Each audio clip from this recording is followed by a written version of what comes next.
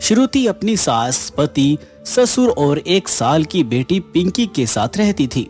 उनके दिन गरीबी में कट रहे थे। मोहन सारा दिन गांव के पास वाले रेलवे स्टेशन पर जाकर कूली का काम करता था, लेकिन उसकी कमाई से पूरे परिवार का खर्च चलाना भी मुश्किल पड़ता था। भाग्यवान, लाओ रोटी दे दो, बड़े जोरों से भूख लगी है। श्रुति, ओ श्रुति। मोहन श्रुति को आवाजें लगाने लगा, लेकिन कोई जवाब नहीं आया। ना जाने ये कहाँ चली गई है। मोहन घर में ही बैठकर श्रुति की राह देखने लगा। उसकी बेटी पिंकी स्कूल गई हुई थी और माँ बाप सो रहे थे। मोहन की भी राह देखते देखते आंख लग गई। कुछ देर बाद उसे किसी के कदमों की आहट महसूस हुई और मोहन जाग गया। कौन है? घबराइए मत, मैं हूँ। अरे श्रुति कहाँ चली गई थी? जानती हो मैं कितनी तेज भूख से रेलवे स्टेशन से सीधा घर आया था। लो मुझे जल्दी से रोटी दे दो। रोटी तो मैं दे दूंगी, लेकिन किसके साथ दूं? घर में एक भी सब्जी देखने को भी नहीं है। अगर ऐसा है तो तुमने मुझे इस बारे में पहले क्यों नहीं बताया? आपसे बोला तो था, लेकिन पैसे की तंगी की वजह से दिमाग इतना खराब रहता है, तो आप मेरी बात पर ध्यान नहीं दे पाए। ना जाने ये पैसे की किल्लत किस दिन खत्म होगी। पता नहीं, 2 वक्त की रोटी भी तरस तरस कर नसीब होती है। श्रुति ऐसा बोल ही रही थी कि तभी उसकी पड़ोसन, जो कि उसकी अच्छी दोस्त भी थी, वो उनके दरवाजे पर एक बर्तन हाथ में लेकर आई। अरे श्रुति, तू इसे घर ही बुलाई थी? किसे? ये खाना जो मैंने तुझसे बनवाई थी, जो मैंने थोड़ी सी तेरे लिए भी निकाल दी थी, लेकिन मैं तुझे बताना ही भूल गई। ये ले। तेरा शुक्रिया। श्रुति की पड़ोसन उसे वो बर्तन थमाकर चली गई। ये सब क्या है श्रुति? कुछ नहीं जी, वो प्रिया ने मुझे आज पूरी सब्जी और खाने की कई सारी चीजें बनवाई थी। बोल रही थी कि मैं खाना अच्छा बनाती हूँ, तो आज का ये खास खाना मैं उसके लिए बना दूँ। अच्छा, वैसे ऐसे लोगों के भी मजे है।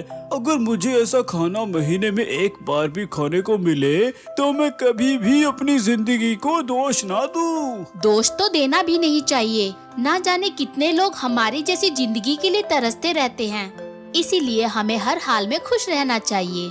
अच्छा चलिए, अब बहुत बातें हो गई, जल्दी से आप खाना खा लीजिए। इतने में मोहन ने अपने हाथ और मुंह को धोया।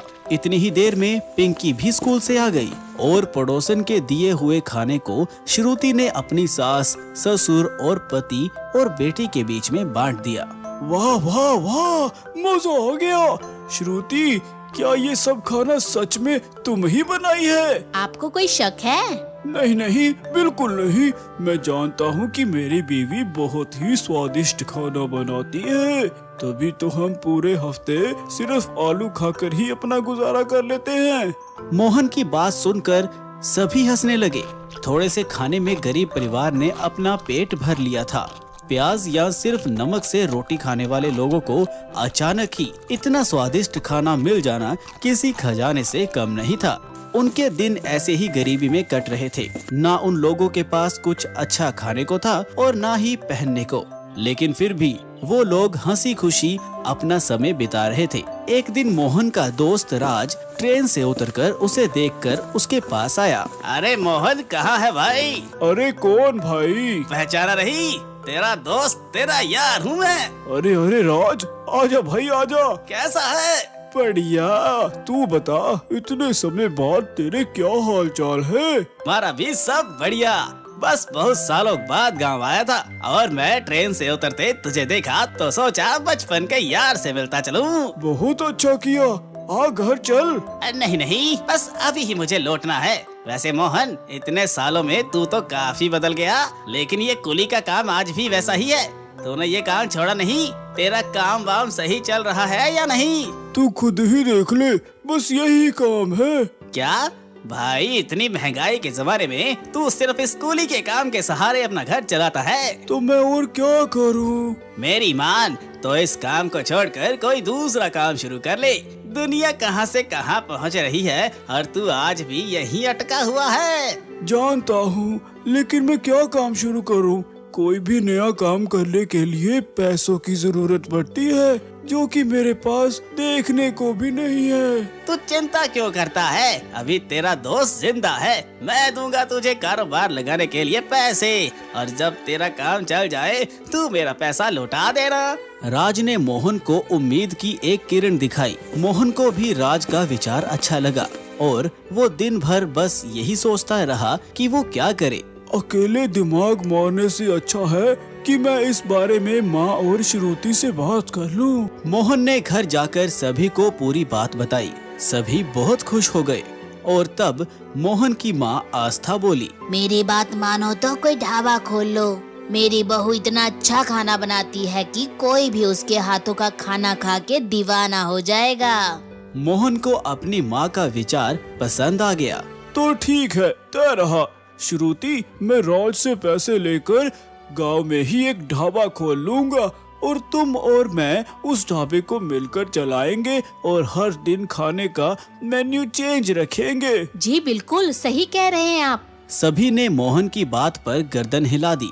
अगले ही दिन मोहन ने राज से 30,000 रुपए उधार लिए और वो जरूरत का सारा सामान ले आया। श्रुति ने भी बड़ी ही मेहनत से भगवान का नाम लेकर खुशबूदार खाना बना दिया और दोनों पति पत्नी ग्राहकों के आने की राह देखने लगे। सुनिए जी, यहाँ तो कोई नहीं आ रहा। सब्र रखो श्रुति, कोई तो आ ही जाएगा।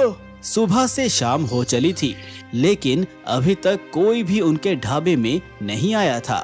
शाम के समय एक ग्राहक आया और वो कोई और नहीं बल्कि राज ही था। और भाभी जी, मोहन, कैसा चल रहा है सब कुछ? अरे राज, बस क्या ही बताऊं। तू बैठ, मैं तेरे लिए गर्मा गर्म खाना लाया। हाँ भाई, जल्दी ला, वही तो खाने आया हूँ। मोहन ने राज को खाना सर्व किया। उसे खाते ही राज मानो किसी और ही दुनिया में खो गया। वाह वाह वाह भाभी जी, ये तो गजब बना है। शुक्रिया। मोहन भाई, सुबह से अब तक तो भगोना खाली हो गया होगा। अरे कहाँ यार, तू ही पहला ग्राहक है। मुझे तो फिक्र है कि अगर ये काम नहीं चला तो मैं तेरे पैसे कैसे लौटाऊंगा। वैसे तो ये होना ही था भाई। तुझे अपना ढाबा यहाँ नहीं, किसी ऐसी जगह खोलना चाहिए जहाँ लोगों का आना जाना रहता हो। इस गांव में तो हम जैसे गरीब लोग हैं, ये कहाँ बाहर खाएंगे। मेरी मानो तो भाभी जी, कल से आप रेलवे स्टेशन पर ये ढाबा लगाओ, तब आप देखना वहाँ हर पल लोगों का आना जाना लगा रहता है। दोनों पति पत्नी को राज की बात समझ में आ गई। अगली सुबह दोनों ही अपना सारा तामझाम लेकर रेलवे स्टेशन पर पहुँच गए।